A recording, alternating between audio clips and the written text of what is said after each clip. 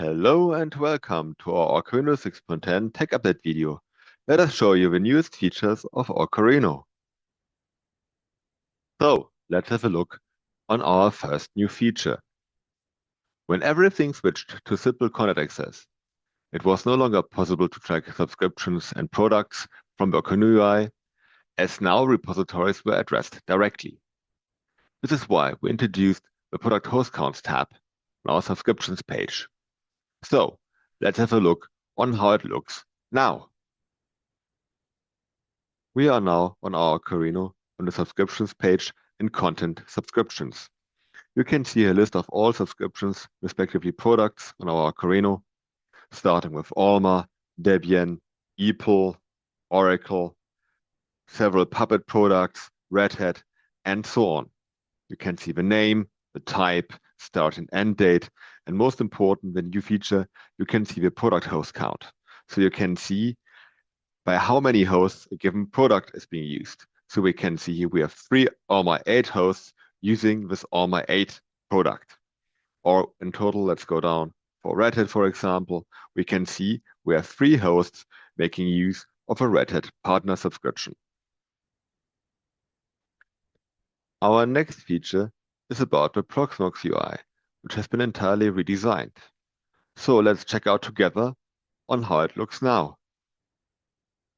Here we are back on our orcharhino on the Compute Profiles page. You can see a list of several compute profiles which have been defined in our orcharhino. So let's have a look on one to see how the UI for Proxmox has changed. So let's just select, for example, the true medium. You see this profile is defined for both our vCenter as well as for our Proxmox node. So how does it look like now? You can see that all the information has been tidied up quite a bit, now split in several tabs. You see here the name of a compute profile, the compute resource pointing to our Proxmox server, the type. We see the general information, the next available VM ID, the node, the pool. In advanced options, we can define some sort of boot device order.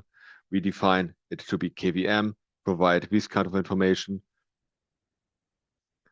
In the hardware tab, actually, we can define how a VM is supposed to look like when it's being deployed. So we define the amount of sockets, the amount of cores, the memory. In the network interfaces, we can actually define the network for our host. And last but not least, in the storage tab, we can define how many hard disks are there to be for our host and how big they are supposed to be. Let's talk next about performance improvements. The first improvement is about Debian and Ubuntu repositories. In orcharhino 6.10, we introduced a database optimization for both Debian and Ubuntu repository publishing. So with orcharhino 6.10, you can save up to 25% the time required to publish large repositories, which both reduces waiting time and the necessary compute resource.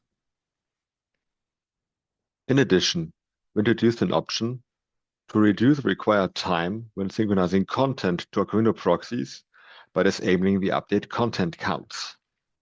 Further, we are now providing extended Ubuntu errata support, now also delivering Ubuntu ESM errata for customers using the expanded security maintenance for their Ubuntu servers.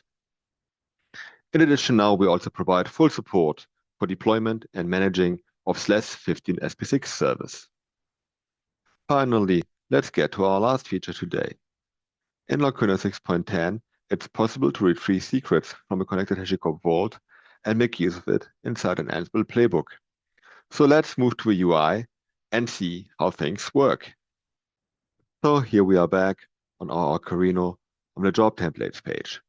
You can see here a job template called Ansible HashiCorp Vault Demo, which is a demo playbook requesting a secret from our HashiCorp vault. Here you can see the lookup, and here you see that all what the template does is displaying the secret when being run. So let's do that. So we select this template, we click on Run. We see now it's being selected. We click on Next.